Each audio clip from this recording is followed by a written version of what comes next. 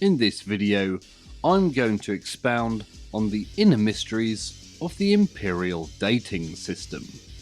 Several people have asked how these dates are worked out and what timescales are involved in the game. The Imperial dating system is based upon the old calendar, the one with which we are all familiar. An Imperial date is therefore a date Anno Domini, but it's expressed in rather different terms than those that we are used to. The most noticeable difference is the suffix M followed by a number. This is the millennium number.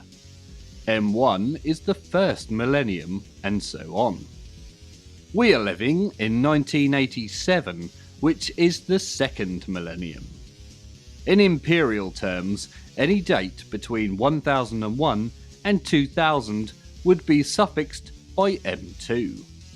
The current millennium in the Warhammer 40,000 mythos is the 41st or M41.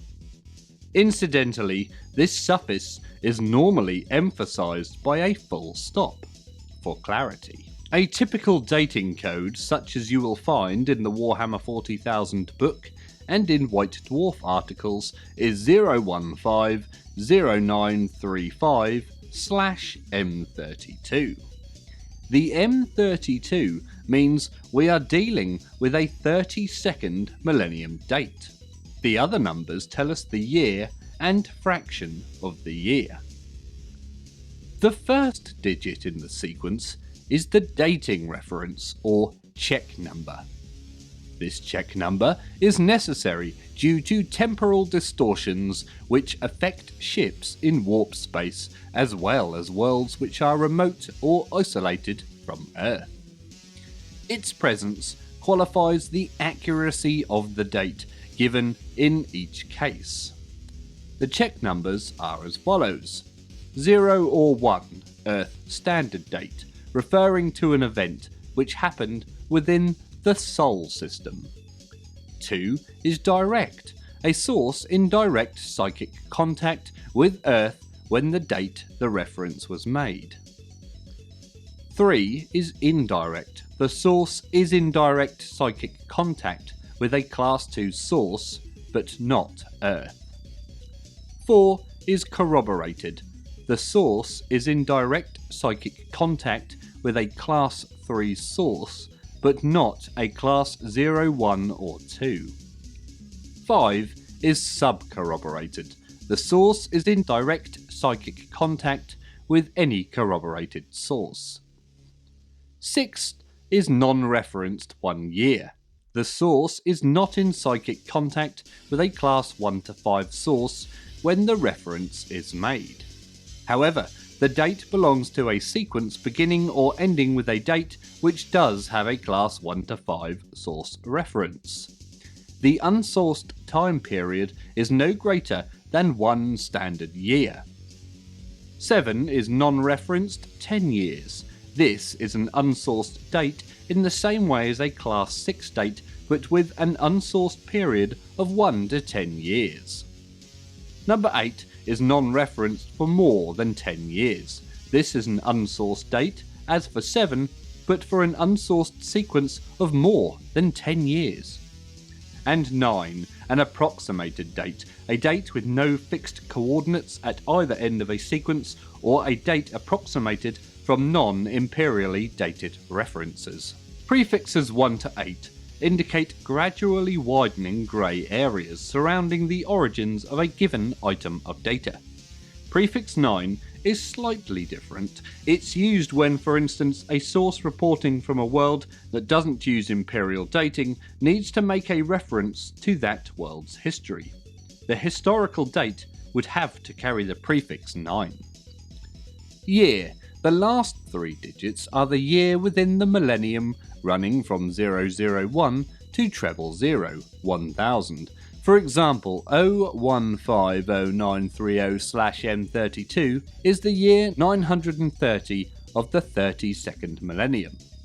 We would describe this as the year 31,930 AD. When referring to a year in general terms, and where it is not necessary to include the year fraction or check number, it is acceptable to write year 930/M32. The year fraction is for administrative purposes. The standard year is divided into 1000 equal segments, 001 to 000. This is a purely administrative convention and not a part of everyday usage. The following examples should make this clear. 0333-042 M32. Segment 333 year 42 millennium 32 R year 31,042. Another example is 4590640.M41, segment 590 R year 40,640. 0001987 M41, segment 1 R year 40,987, and the current year in the Warhammer 40,000 universe. As the last example explains, the current year in the Warhammer 40,000 mythos is the year 987 M41. The current real is of course year 987/M2, because it makes the game easier to write for. We usually refer dates in the Warhammer 40,000 mythos to the approximate 1987 equivalent at the time of writing. Obviously, it is not possible to coordinate game time and real time absolutely, but it does add coherency to a campaign structure. Your campaigns may be developed in the same way, but feel free to be flexible.